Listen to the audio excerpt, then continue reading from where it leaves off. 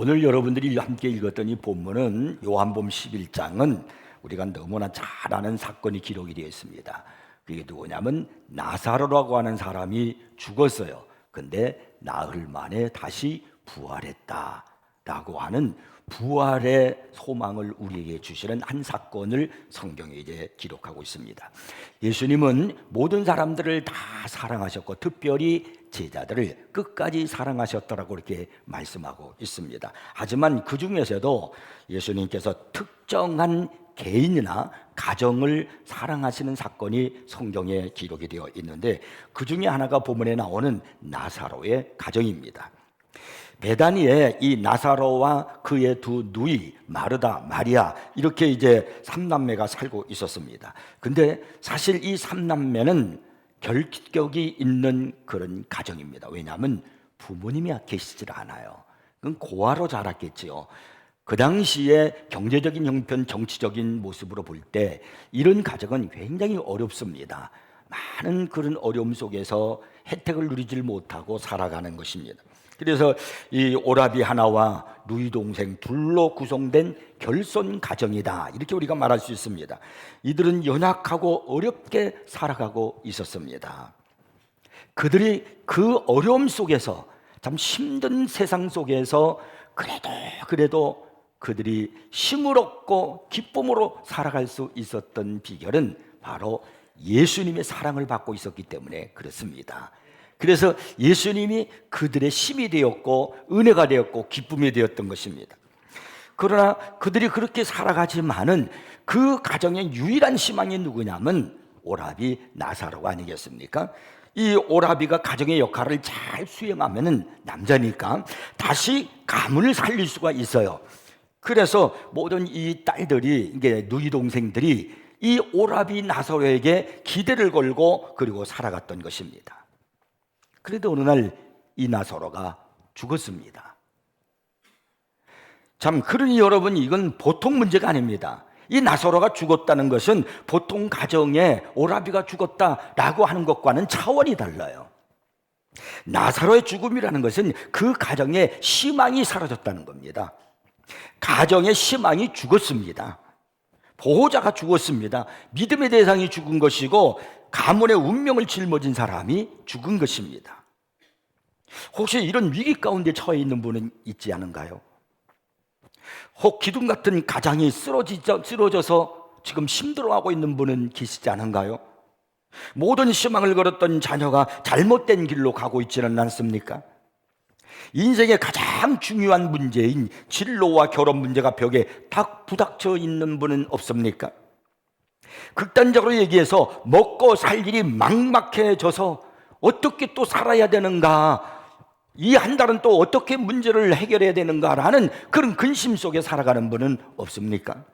만일 그렇다면 이 나사로의 가정과 똑같은 위기의 직면에 이런 그런 가정이다 이렇게 말할 수 있습니다. 요한복음 11장에 나타난 이 나사로의 이 사건은 사람들의 믿음이 얼마나 중요한 것인가를 우리에게 보여주고 있는 내용입니다. 그래서 우리 예수님께서는요 요한복음 11장 14절 15절에서 이렇게 말씀하셨어요. 이에 예수께서 밝히 이르시되 나사로가 죽었느니라. 내가 거기에 있지 아니한 것을 너희를 위하여 기뻐하노니. 예수님이 거기에 계셨어야지요. 근데 내가 거기에 있지 아니한 것을 너희를 위하여 기뻐하노니. 왜요? 이는 너희로 믿게 하려 함이라고 이렇게 말씀하고 있습니다. 사람들의 믿음을 강화시키기 위해서 이 나사로의 사건이 있었다는 것입니다. 그리고 40절에 가서는 믿으면 하나님의 영광을 보리라 이렇게 예수님께서 말씀하셨습니다. 믿음이 하나님의 영광을 나타낸다는 것입니다. 믿음은 죽은 자가 살아나는 기적을 일으킨다는 그런 말씀입니다. 이제 얼마 후에 예수님은 제자들을 데리고 죽은 나사로에게로 가자. 그리고 죽은 나사로 배가 있는 베다니로 갔습니다. 그리고 나사로가 있는 그 무덤으로 갔습니다. 죽은 나사로는 굴로 된 무덤에 있습니다. 유대인들은요 사람이 죽으면요 굴을 무덤으로 사용합니다. 그래서 예수님께서도 죽으셨을 때에 굴을 무덤으로 사용하시지 않았던가요?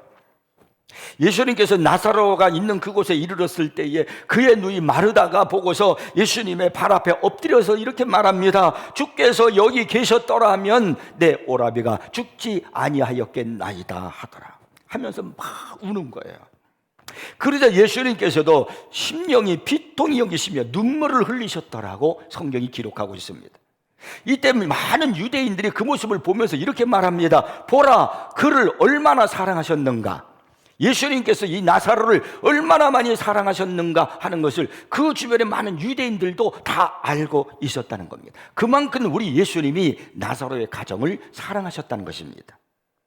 예수님께서 나사로가 있는 무덤에 가시니까 무덤이 굴이니까 돌로 이렇게 막혀져 있었습니다. 그때 예수님께서 마르다에게 말씀하십니다. 요한복음 11장 39절에요 예수께서 이르시되 돌을 옮겨 놓으라 하시니 그 죽은 자의 눈이 마르다가 이르되 주여 죽은 지가 나흘이 되었음에 벌써 냄새가 나나이다. 썩었다는 거죠. 시체가 썩어가고 있다는 겁니다. 그러자 예수님이 또 뭐라고 말씀하시냐면 내 말이 내가 믿으면 하나님의 영광을 보리라 하지 아니하였느냐 이렇게 말씀하시니까 마르다가 돌을 옮겼습니다. 그러자 예수님께서 큰 소리로 그 굴을 향해서 나사로야 나오너라 이렇게 부르시니까 수족을 배로 동인처로 죽은 나사로가 살아나서 걸어서 굴 밖으로 나왔더라고 오늘 성경은 기록하고 있습니다. 오늘 본문에서 우리가 깨닫고 받아야 할 은혜가 과연 무엇일까요? 단지 죽은 나사로가 살아났다라고 하는 그 이야기입니까? 아니, 이야기는 부활절 때 하는 이야기 아닙니까? 뭐 이것을 이야기하려고 하는 것입니까?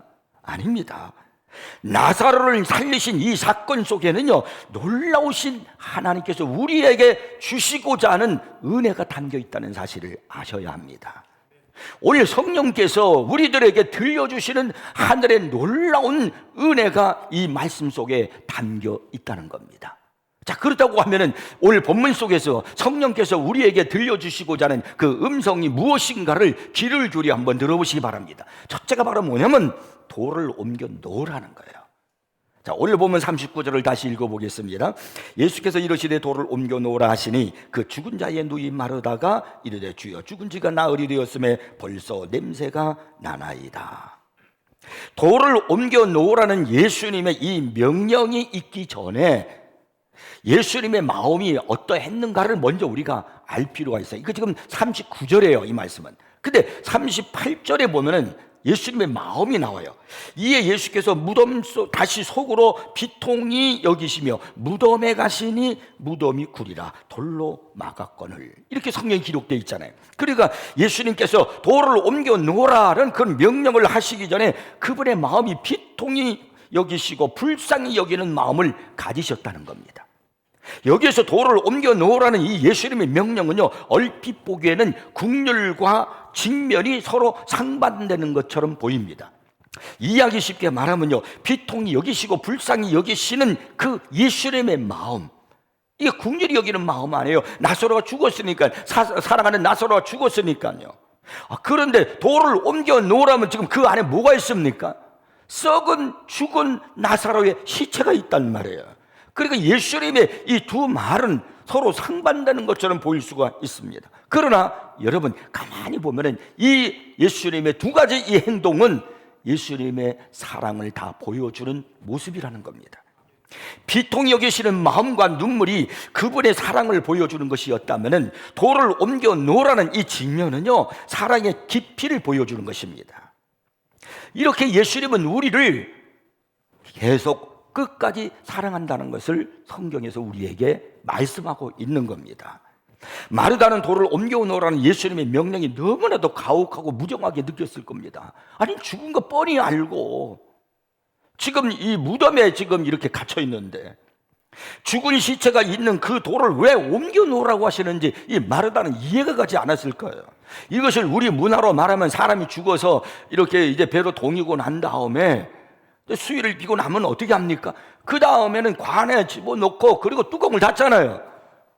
그리고 예수님께서 돌을 옮겨 놓으라 이 말은 무슨 말이냐면 관뚜껑을 열어놓으라 이런 말씀과 똑같은 겁니다. 그러니까 마르다가 하는 말이 주여 죽은 지가 나흘이 되었음에 벌써 냄새가 나나이다 이렇게 지금 말하고 있는 겁니다. 물론 예수님도 명령하실 때 그 사실을 알고 그런 명령을 하신 것입니다. 아시면서도 왜 그렇게 말씀을 하셨을까요? 대답은 분명합니다. 돌을 옮겨 놓아야 생명의 빛이 그 굴 속으로 들어갈 수가 있기 때문에 그런 겁니다. 생명의 빛이 들어가야 죽음의 사자가 있는 굴에서 나사로가 살아서 나올 수가 있기 때문에 그렇습니다. 성경은 언제나 빛과 생명이 연관되어 있음을 우리에게 말씀합니다. 요한복음 1장 4절에 보면은 그 안에 생명이 있었으니 이 생명은 사람들의 빛이라 이렇게 말씀하고 있고요. 요한복음 8장 12절에 보면은 나는 세상의 빛이니 나를 따르는 자는 어둠에 다니지 아니하고 생명의 빛을 얻으리라 이렇게 말씀하고 있습니다. 빛이란 무슨 의미입니까?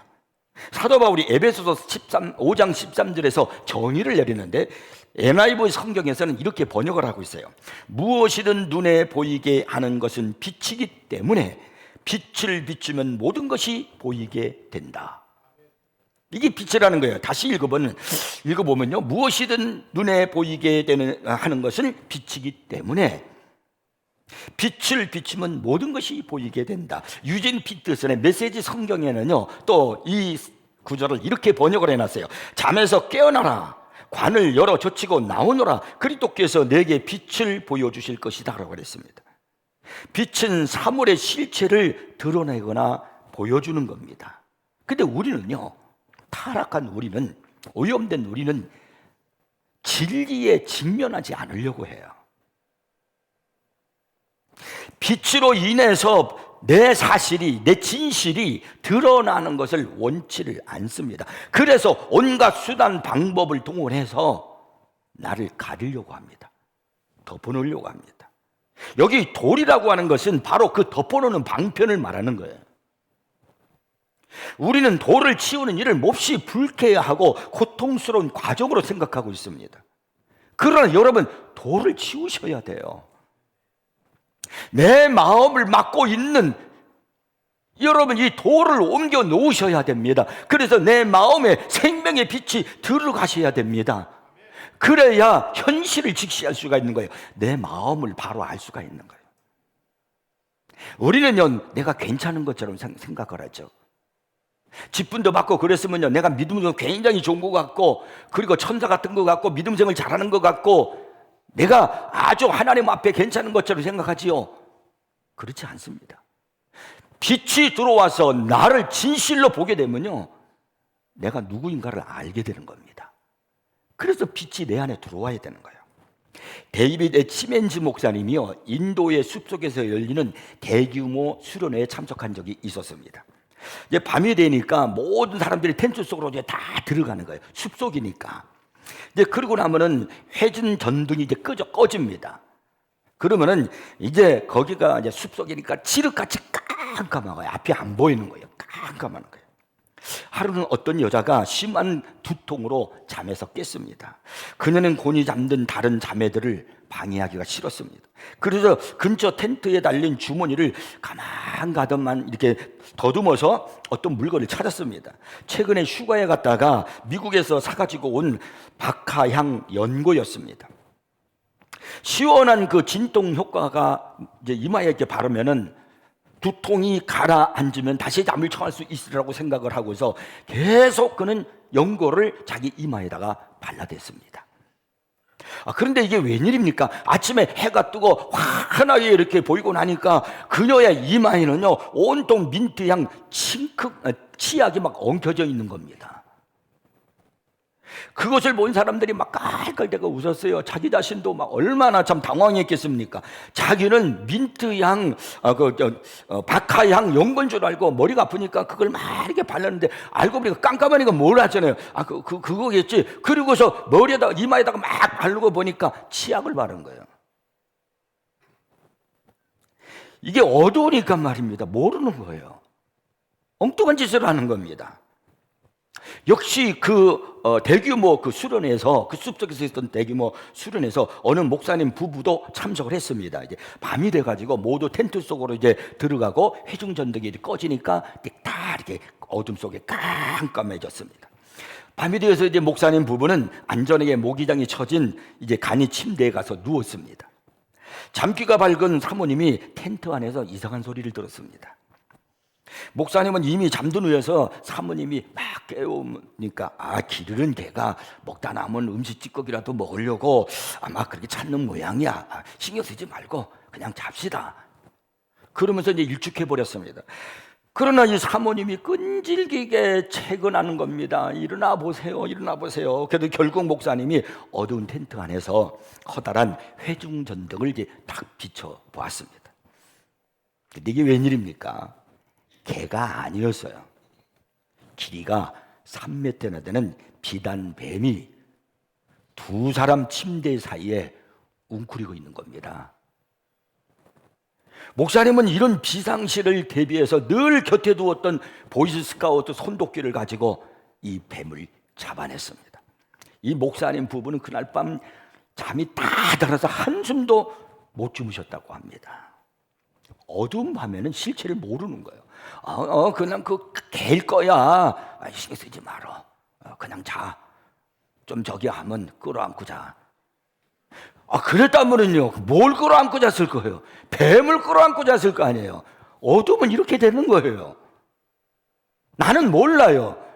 빛이 밝으니까 그게 개가 아니고 결국 보니까 비단뱀이었다는 겁니다. 우리가 빛이 있어야 실체를 아는 거예요. 빛이 들어와야 이건 강단이구나, 이건 꽃이구나, 저건 무엇이고 악기로구나. 빛이 비칠 때에 알지 깜깜하면 잘 모른단 말입니다. 그래서 실체를 바로 볼 수 있도록 만들어주는 것이 빛입니다. 요한일서 1장 5절에 보면은요, 하나님은 빛이시라 그에게는 어둠이 조금도 없으시다는 것이니라고 이렇게 말씀합니다.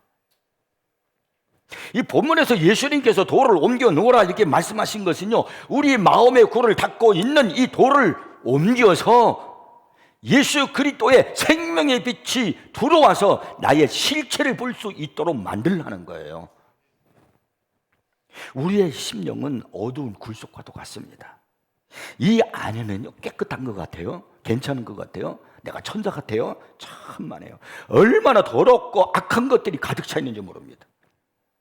이 안에 빛을 비추지 않으면은요, 내 실체를 우리는 알 수가 없는 겁니다.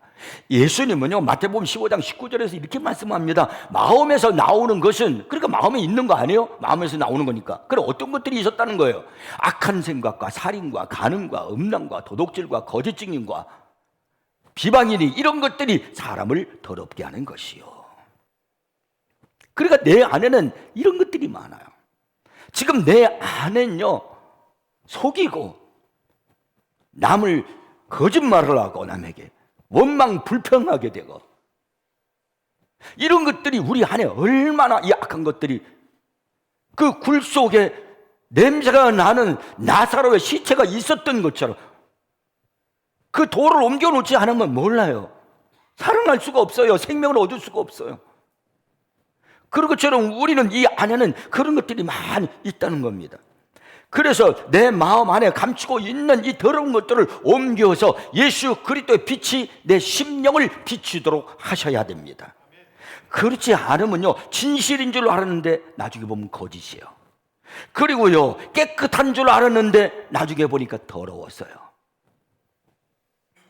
왜 예수님은 말씀 한마디로 무덤 문을 여실 수 있는 전능자이심에도 불구하고 마르다에게 무거운 그 돌을 옮겨 놓으라고 말씀을 하셨을까요?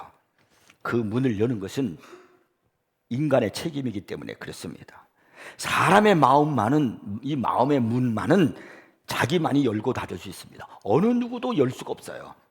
마음문이 닫혀 있으면 열 장사가 없어요. 내 마음의 문은 나만이 열 수 있습니다.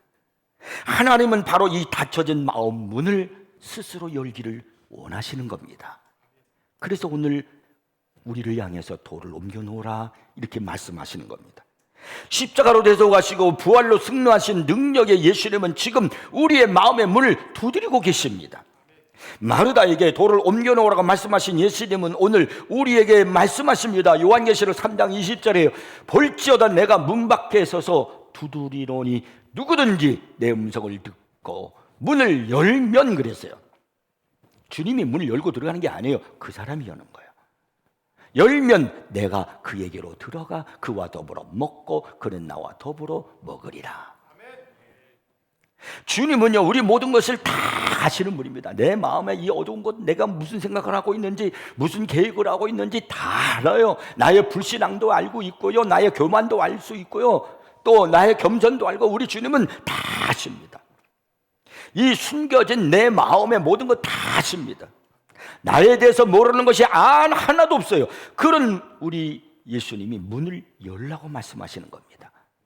시편 139편에서 다윗이 이런 고백을 했습니다. 여호와여, 주께서 나를 살펴보셨으므로 나를 아시나이다. 주께서 내가 앉고 일어섬을 아시고 멀리서도 나의 생각을 밝히 아시오며 나의 모든 길과 내가 눕는 것을 살펴보셨으므로 나의 모든 행위를 익히 아시오니 여호와여, 내 혀의 말을 알지 못하는 것이 하나도 없으시니이다. 그리고 이어서 23절 또 24절에서는 이렇게 말해요. 하나님이 나를 살피사 내 마음을 아시며, 내 마음을 아시고 나를 시험하사 내 뜻을 아옵소서. 내게 모든 악한 행위가 있나 보시고 나를 영원한 길로 인도하소서. 돌을 옮겨 놓으라는 예수님의 음성을 들으시기 바랍니다. 어둠에 숨어있는 내 마음의 악한 것들을 우리 주님은 살려주고 치료하기 위해서 돌을 옮겨 놓으라고 말씀합니다. 내가 문 밖에 서서 두드리고 있으니 문을 열라는 겁니다. 내 마음의 문을 여는 것은 나의 책임입니다. 돌같이 무거운 마음의 문을 가졌습니까? 돌같이 굳은 마음의 문을 가지셨습니까? 다친 자의 마음속은 나사로의 무덤 속처럼 어둡기만 합니다. 다친 자의 마음속은 나사로의 무덤 속처럼 죽음뿐입니다. 다친 자의 마음속은 나사로의 무덤 속처럼 썩은 냄새가 날 뿐입니다. 다친 자의 마음속에는 아무런 능력도 기적도 없습니다. 그래, 열으셔야 돼요. 그래서 진실한 나의 모습을 주님께 보여드리고, 그리고 내가 알고 회개하고, 그리고 생명의 빛으로 살아나는 역사가 있기를 바랍니다. 예수님이 지금 여러분의 마음의 문을 두드리고 있음을 기억하시고 오늘 시간 여러분의 마음을 여시기를 바랍니다. 그것이 바로 돌을 옮겨 놓으라요. 그 다음에 두 번째는요, 믿으면 보리라 이렇게 말씀하세요. 오늘 이 사건 속에서 주님이 가르쳐 주시는 두 번째 음성이에요. 믿으면 보리라. 마르다가 죽은 지가 나흘이 되었으면 벌써 냄새가 나나이다 라고 불신앙의 말을 하니까 예수님께서 내가 믿으면 하나님의 영광을 보리라 이렇게 말씀하셨습니다. 세상은 보는 것이 믿는 것이다 이렇게 말을 합니다. 그러나 성경은 믿는 것이 보는 것이다 라고 거꾸로 바꾸셨습니다. 위대한 믿음의 장 히브리서 11장은 믿음의 정의를 이렇게 합니다. 1절에 믿음은 바라는 것들의 실상이요, 본다는 거죠. 보이지 않는 것들의 증거 역시 본다는 거예요. 예수님은요, 요한복음 20장 29절에서는요 보지 못하고 믿는 자들은 복되도다 하시니라고 말씀하셨습니다. 여러분, 믿는 것이 곧 보는 것입니다. 믿으면 하나님의 영광을 보리라는 이 영적 원리를 잊지 마셔야 돼요. 세상은 보는 것이 믿는 것이다 그러지만 우리는 안 해요. 믿으면 봅니다. 믿으면 알게 됩니다. 여러분은 야곱을 아시죠? 야곱의 아내 레아가 있었습니다. 야곱은 원래 라헬을 사랑했어요. 그래서 라헬을 위해서 7년 동안 봉사를 했어요. 일을 하고, 그리고 이제 첫날 밤을 지냅니다. 그래서 첫날 밤을 딱 지나고 잠을 자고 딱 일어났더니 성경이 뭐라고 그러냐면 아침에 깨어보니 레아더라. 성경이 창세기 이렇게 기록되어 있어요. 아침에 깨어보니 레아더라. 라헬인 줄 알고 눈 떠보니까 자기가 잔 사람이, 첫날 밤 잔 사람이 라헬이 아니고 레아였습니다. 이게 얼마나 황당했습니까? 그 외삼촌이 속인 거예요. 라헬을 안 주고 레아를 준 겁니다. 이 야곱은 라헬을 너무너무 사랑했어요. 그 성경에 창세기 29장 31절에 보면요, 여호와께서 레아가 사랑받지 못함을 보셨다라고 그렇게 말씀하고 있어요. 그러니까 야곱은 레아를 사랑하지 않았다는 겁니다. 하나님께서는 레아가 사랑받지 못하는 것을 보시고요, 그의 태를 열어주셨어요. 그래서 임신하게 해주셨어요. 그때 레아가 임신한 상태 속에서 아직 몰라요. 보질 못했어요. 뭐가 이게 뭐 아들인지 딸인지 뭐 어쩐지 모르잖아요. 임신한 상태 속에서 그가 믿음으로 이 아이를 보았습니다. 이름을 지었는데 유다라고 지었습니다.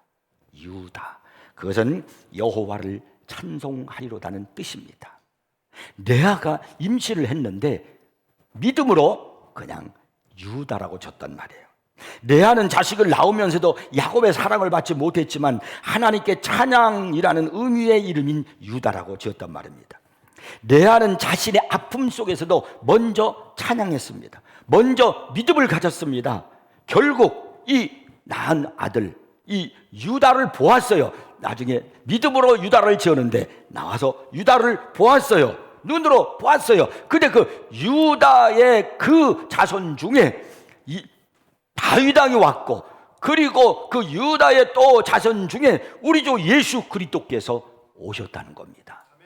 얼마나 놀라운 것을 보게 되는 겁니까? 그러니까 이 레아는 장차 메시아가 나오실 지파의 시조 어머니가 된 것입니다.